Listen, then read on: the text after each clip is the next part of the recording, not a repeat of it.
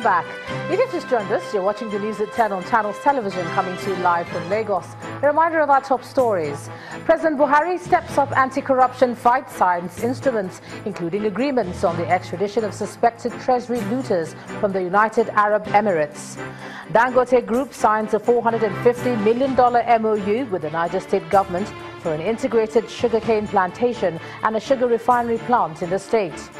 Our big story tonight revisits the issue of oil theft and illegal refining operations in the Niger Delta and how the players carry out their trade. And North Korea accidentally reveals details of 2 untested missile systems in a press coverage of factory inspection by its leader, Kim Jong-un.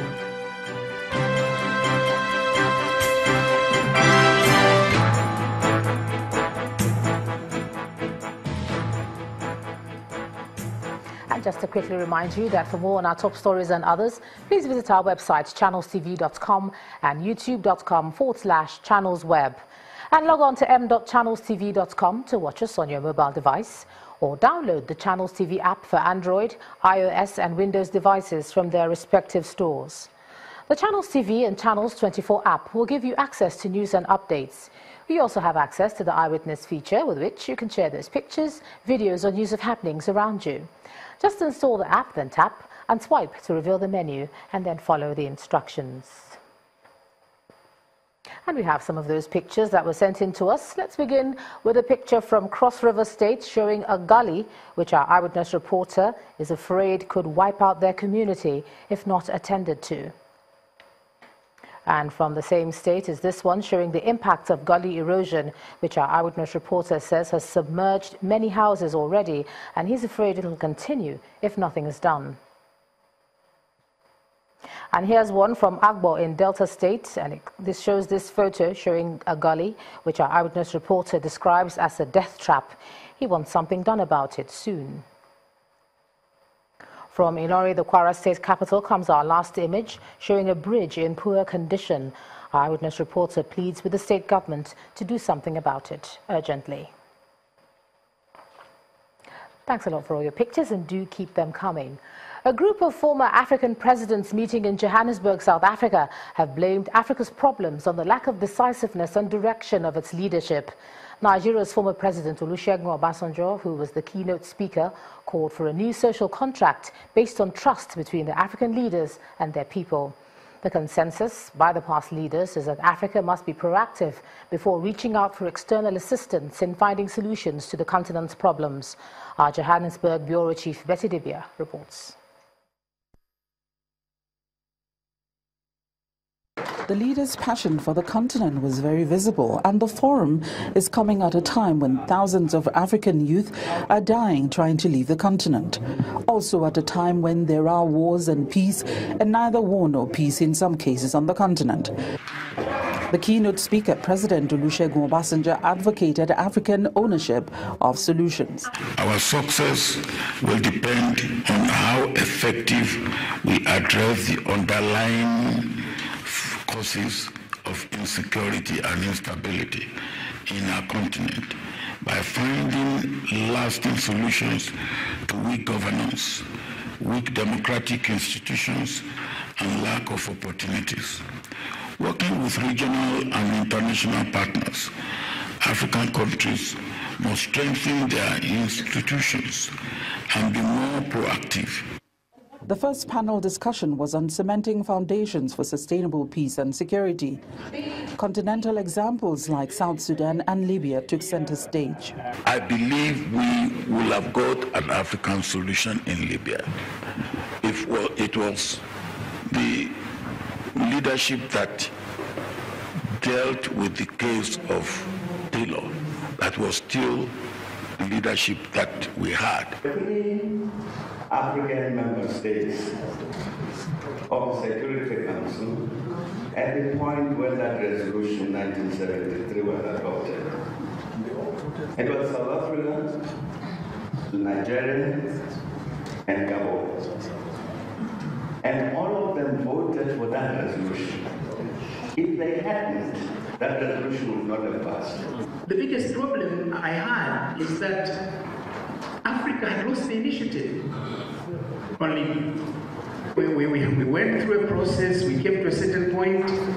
Then you have Macron calling the two leaders in Paris. They agreed for an election next year.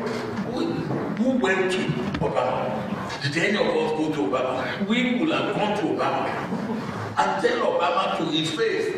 Now, Obama was shedding crocodile tears. Yes, he said it was his biggest mistake. Shedding crocodile tears when you are the beginning of the mess. The former leaders laid Africa's reducing relevance to a lack of common direction and decisiveness of current leaders on issues affecting the continent. The forum continues on Friday with a discussion on Africa's place in the global peace and security architecture. There will also be a youth forum with the theme Preparing for the Future. From Johannesburg, South Africa, Betty Dibia, Channels Television News. To legal matters now. The Court of Appeal in Abuja has dismissed the appeal brought before it by the Senator George Sekibo, challenging the decision of the Rivers State National and State Election Petitions Tribunal, which nullified his election to the Senate. The tribunal had in June returned Mr. Andrew Uchendu of the All Progressives Congress as the duly elected senator for Rivers East. Delivering judgment in the appeal, a three-man panel of the appeal court, led by Justice Adamu Jairo, held that the petition filed by the ousted senator lacked merit and substance and consequently dismissed it. However, in another judgment delivered by Justice Habib Adewale Abiru, the appellate court upheld the election of Senator Magnus Abe of Rivers South East. The appeal brought against Abe by Senator Johnson Wodu of the People's Democratic Party was also dismissed for being baseless and lacking in merit. It was a straightforward judgment. It affirmed the decision of the lower court, the tribunal, which judgment took place sometime 28 June. And all the parties, the aggrieved parties, came to the higher court, which is Court of Appeal, for justice. Today, justice is seen to have been done, and the appeal court held that the lower court was right in their decision by affirming the decision of the lower court. As it were, today the issue of the torso arising from the conclusion of December 10 rerun election has been settled. Well, the wrath of the law has caught up with a police officer whose alleged negligence led to the escape of the suspected ritual killer in Port Harcourt, Rivers State.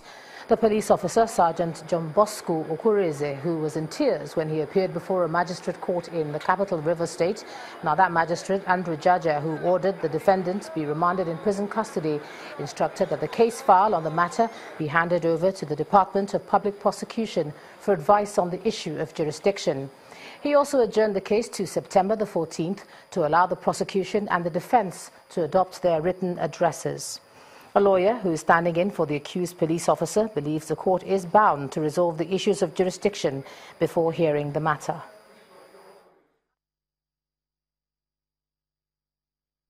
Let's cross over to Abuja now. Here's Linda Akibe. Linda.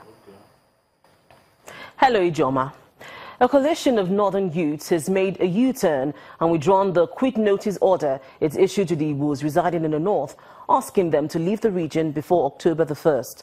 The spokesperson for the group, Abdulaziz Sulaiman, told a news conference in Abuja that the group arrived at the conclusion after consultations with the government, traditional and religious leaders.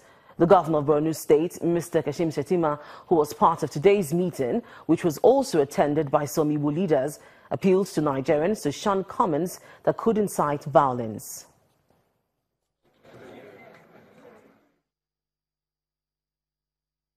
As a consequence of these vigorous engagements, and as cultured people with a tradition of respect for our national values, leaders and elders, we are today pleased to announce the immediate suspension of the relocation clause,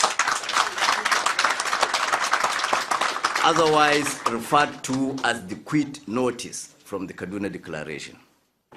This suspension, we are proud to say, is also out of respect for and reaffirmation of our allegiance to one united, peaceful and prosperous Nigeria, and in our unshaken confidence in the political will and sincere commitment of our dear President Muhammadu Buhari to take a holistic look at all the concerns we raised. We also don't want to create room for reactions in any of the 17 states in southern part of the country, and the entire country could easily explode. The fact is that the coalition has control over their own ultimatum before it expires. In this country, issues of religion and ethnicity are usually catalysts of violent crises. As governors, we have that moral obligation, that moral responsibility to intervene and find a political solution to a political crisis.